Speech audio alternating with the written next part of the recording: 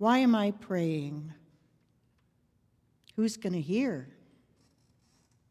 What I'm saying right now is from fear of nothingness and of everything, of not knowing enough and of learning too much, of being alone and not having my space, of being naked in a crowd or being clothed in disgrace. So this is what I pray: to be okay with those I love and to know what to say when I see whatever's above. Why am I praying? It's a song from an album by the Roach Sisters called Zero Church. So today, I come bearing what I think are riveting questions about prayer. I think we can mull it over this morning, and along the way, you may be thinking, out of her mind, does not know what she's talking about, does not know anything about prayer. And that's cool, because I want you to question what you think you believe about prayer. So let's start with this question. When do we pray? When do you pray? Now I lay me down to sleep. Creepiest prayer ever. I think that we normally pray, at least my past history, Department of Redundancy Department. I think we pray, I'm going to come back to that because I want to ask more questions. Hold that thought. When do we pray? Why? Why am I praying? Why do I pray? Here's a good one, and oft asked. Is there a right way to pray?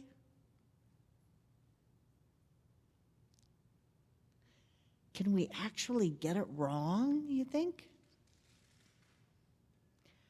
I love this one. To whom or what do we pray? And when we pray, who hears our prayer? That's what they wrote. Why am I praying? Who's going to hear? Probably the million-dollar question is, does God answer prayer?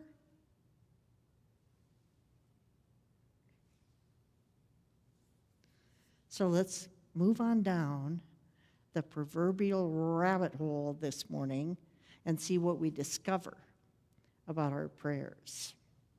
And as I mentioned, feel free to question what I'm sharing.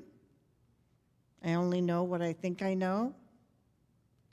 And feel free to question what you thought you believed up until this moment. So when do we pray? I think we pray when we're concerned, yeah? When we have worry or fear about something. A lot of prayers about health, wellness, well-being. A lot of prayers about lack, something we don't have or don't think we have. I feel like I'm going to trip over this monitor. I need space. We pray in grief. Anyone have some prayers of grief this past week? We pray when we're feeling a loss of faith. And we pray when we're seeking stuff, when we're seeking peace or harmony, love, wisdom, faith, guidance. Oh, guidance prayers, yes. Just show me what to do. Show me the way. We pray for divine order pretending it's something that happens out there. And we pray for comfort. We pray for solace. We pray for tender mercies. And we pray for grace. Sometimes, I don't know about you, I have prayed in the past for something or someone out there to change. I want them to be different. I want you to be nicer to me. I want you to be more thoughtful. I want you to stop disagreeing with me. I want you to see me. I want you to hear me. Something out there, a condition or a person. So, have we prayed all of these prayers at one point in our prayer life? Did I miss any? I'm sure I did. So we can pray for all of these reasons and many, many more. So given that we know that we can pray about anything, there still stands the question of why. Why do we pray? What inspires us to prayer? Again, there are infinite ideas on this question. I would guess that often when we're praying, it's because we want something to change. We want things to be better. We want our life to be different. I want to be small enough that this jacket still buttons. Because it did button when I bought it 30 years ago. So we pray because we want things to be better. We pray because, let me amend that. I pray because I believe that some entity, some energy, some spirit greater than us can do something to help me feel better, to help things be better. Is there a wrong way to pray? Anybody ever feel like they did it wrong, didn't get it right? I think that's a hard no. There's no wrong way to pray. If you look at the arena of religions, different faith systems and beliefs, there are so many differences. Is one right? One wrong? One better? One not so good? I've had that thought. Yeah, that prayer didn't do it for me. You know, there's a unique way to pray in unity. So, there's no wrong way to pray. And let me throw this monkey wrench in. While I do truly believe we can't get it wrong, there's no wrong way to pray, I think there's another layer to this question. What I believe about prayer is that I believe our prayers emit an energy, a vibration, a force field. And I also believe that we pray primarily to transform ourselves. Why am I praying? To change me. To transform who I am and how I express and what I believe and what I think. So from my little corner of the universe, I believe that the true purpose of prayer is to bring about profound shift in our consciousness. Is anybody on that bus? We pray to transform ourselves. We pray to shift our lens of life. And man, has that been a fervent prayer for me this week. Shift our lens of life when we're in the midst of, in the presence of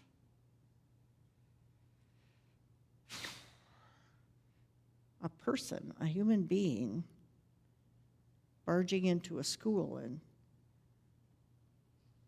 killing 21 people.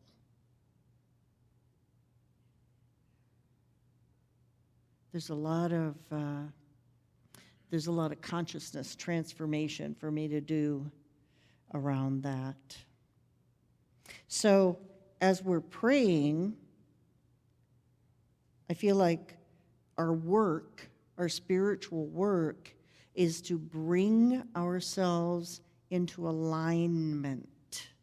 Bring ourselves, mind, body, spirit, bring ourselves into the field, the arena of divine principle. What principle is at work for us this week? We were born blessed. There's divine energy, divine mojo, divine everything in every human on the planet. What principles, what divine laws, what absolute truth do we know this week? I believe that we pray to lift ourselves, our consciousness, above what we see here on the earthly realm. I believe that we pray so that we can have a broader lens on what we are, who we are, how we show up on this planet, and certainly how other human beings show up on this planet. So all of that is why I pray, and all of that, excuse me, is how I pray. And I'm here this morning to invite you to just try it on. What if our primary purpose in prayer is to transform ourselves? You know, I kind of make it sound like a joke, but it's not. Like, this is a full-time job. I really don't have any energy to spare, Linda, to get you changed, to get you to be who I want you to be and how I want you to be, because I'm working in here. And we're 67 years at it. Oh, we got a long way to go. We got a long way to go. To whom or what do we pray? When we start a prayer, are we addressing something or someone? You know, like you start a letter? To whom or what do we pray? Here's a little kicker. I pray to no one. I pray to no thing. You feel like you pray to something or someone? In unity, do we not profess that the divine presence, that spirit, life, love, source, God, is within? Do we not profess that? So based on that truth, I believe that our most I almost said effectual. I can't think of the woman that wrote the book, Effectual Prayer, Frances Folks. Our most effective prayer comes from this presence, comes from this presence, not to it. Make sense? We're praying from the power. Now, this practice might be new to some of us. It might be kind of a revolutionary thought. So let's just invest a breath in that and imagine ourselves stepping into this field of praying from the presence within, the core of us, the energy of us, the essence, the mojo of us. Because when we are praying, I did the, one of my favorite places on the grounds is the 12-Power meditation walk. And I did that walk this morning when I first came over here. So when we are invoking prayer, we are invoking all good, all presence, all power, all life. We are invoking the manifestation of our desires. And we activate.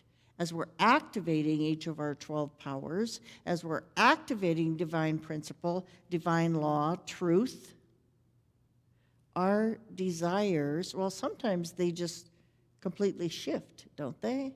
I mean, I thought that was important, but you know what? In the face of this, not so much. So we are activating our 12 divine faculties. Who hears our prayer? Anybody? Who hears our prayer? I'm not sure. I'm not sure who hears our prayer. Who hears my prayer? I need to own some of this individually, don't I? Does God answer prayer? My favorite. Does God answer prayer? How many are in the affirmative on that? God answers prayer. How many think, not so much? God does not answer prayer. Couple. Wise little one, you. How many don't know? Just like not sure. All right, now, are you in the does not answer prayer or in the not sure camp? We got to make up our mind here.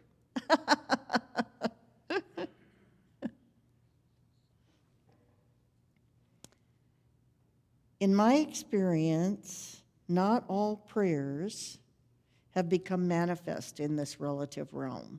Is that your experience? So, and I'm not trying to change anyone's mind. I want to be clear about that. If God answers prayer, why do some prayers get answered and some don't?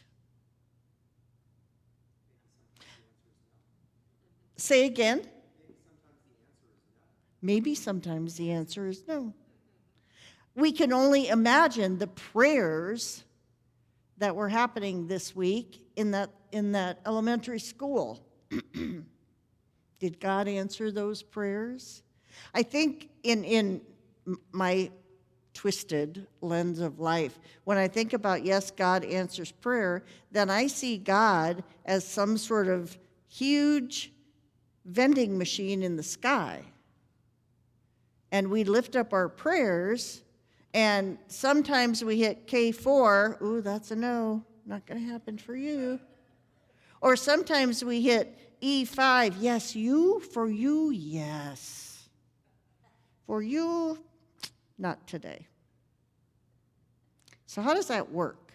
That's my whole question behind the question of God answers prayer. Believe me, I don't have the answer to the question. I think it comes down to our individual lens and our individual beliefs. So here's how I see it, really. When we are praying from this infinite power within, we are stepping into alignment with a consciousness that is so much more than what we can contain in our human realm. We pray to be lifted into another level of consciousness, another level of knowing. Now, my go-to model is from our sister friends at Centers for Spiritual Living. It's their 5-step prayer model. So let's do a little quick walkthrough on that. It's very simple. God is. God is in the midst. The presence, the one power, the one presence, divine life is here and activated right now. I am an expression. I am a willing expression of this one presence and this one power of this divine love. And the truth is, there is no opposing power to spirit, life, law, love, mind, source, God, infinite. The omnipotence, the omnipresence. There is no opposing power. There is only God, and that is our truth. And so in the face of this truth, we gently loosen our grasp on our human fears, our human concerns. We just gently release our grasp, allowing these emotions and these thoughts and these beliefs to be transformed, to be shifted to a higher truth. And we lift these prayers with grateful hearts, claiming and naming these truths. God is, I am. Truth is, I release, always giving thanks. Easy prayer model. Let's say that together. God is, I am. Oh, come on. I didn't drive for 5 hours for flatline energy here. Let's put some zest behind it. God is. I am. Truth is. I release. Always giving thanks. That right there is my offering for today, your prayer model. Now, one other thought before we enter into the field of prayer and meditation this morning. This coming weekend, which is June, I heard, our own Judy Estes is launching a prayer chaplaincy training program. And the information for that is on the Facebook page. Thank you, Nina. And it's on our website. If you have any curiosity, any interest in supporting prayer in your spiritual community, you'll want to check that out and get registered for that. You know, our Unity co-founder, Murdy Fillmore, she founded Unity in prayer. Society of Silent Unity, did I just say 19? 1889. How many years ago was that? A lot. Prayer, of course, is essential in our unity movement. Hopefully, it's essential in our lives. One of my favorite prayer quotes, one of my beloved board members in my former ministry, I heard someone ask her how she prays, and she got quiet for a moment, and she said, I think. Prayer is essential. And in this prayer chaplaincy, we build a core arena that is the foundation and the pillars of the spiritual community. So being involved in the chaplaincy program, of course, impacts our own personal prayer life, and of course, it It impacts the energy throughout this community. So I invite you to consider that. Take that into prayer. See what God has to say. Let us share a collective breath.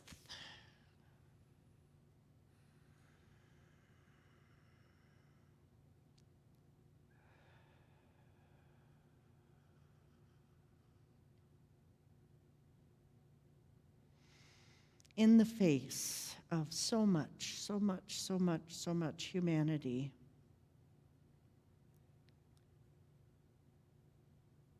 we affirm together that Spirit is in the midst. Spirit is in the midst of every living thing, every condition, every situation.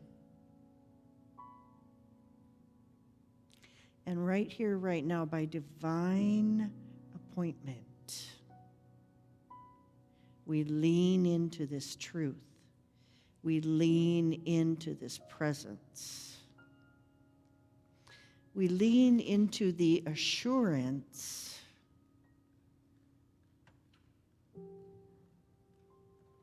of Spirit. Because the truth is, there's no condition, there's no situation, there's no circumstance beyond Spirit's ability to make whole, to make right.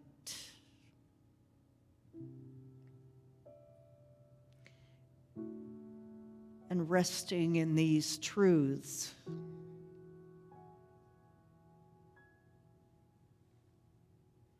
we let go of worry, fretting, despair, deep grief.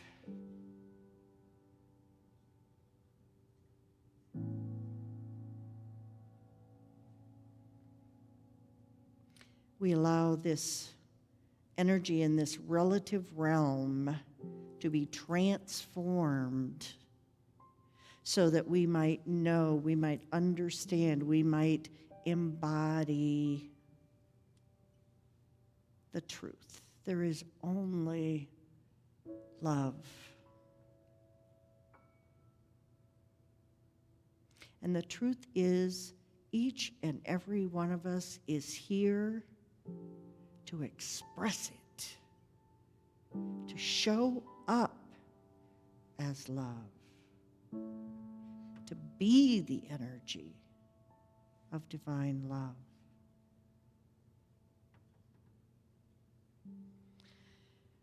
As we move into the sacred communion,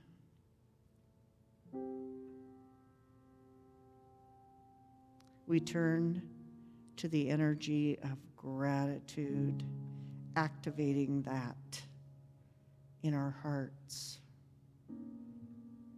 Today, maybe it's gratitude for comfort, for solace, for spiritual support, or gratitude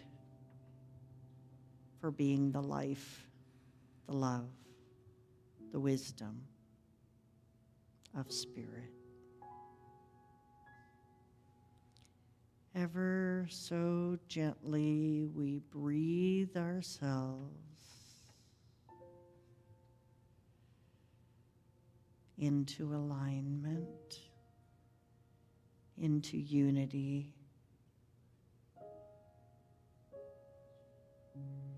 into love.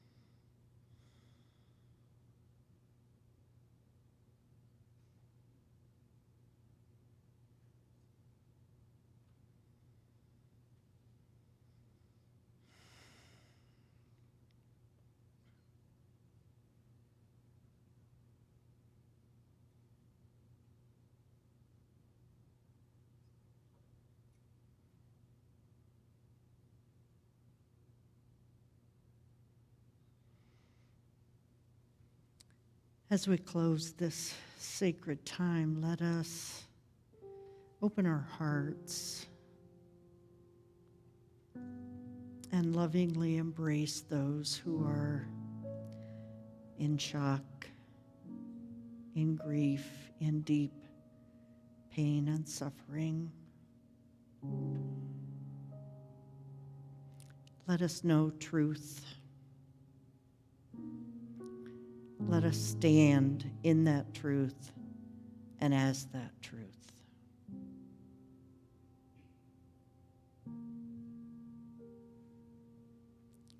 So it is, and so we truly let it be. Namaste.